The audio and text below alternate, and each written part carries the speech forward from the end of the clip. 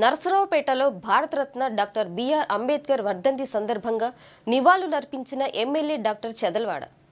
నరసరావుపేట నియోజకవర్గంలో doctor BR Ambedkar విగ్రహానికి పూలమాల వేసి నివాళులు అర్పించారు. అనంతరం నరసరావుపేట నియోజకవర్గం తెలుగుదేశం పార్టీ కార్యాలయంలో డాక్టర్ బిఆర్ అంబేద్కర్ 68వ వర్ధంతి కార్యక్రమం ఘనంగా నిర్వహించారు. ఈ సందర్భంగా నరసరావుపేట శాసనసభ్యులు డాక్టర్ చెదల్వాడ అరవింద్ బాబు అంబేద్కర్ చిత్రపటానికి పూలమాల వేసి నివాళులు అర్పించారు.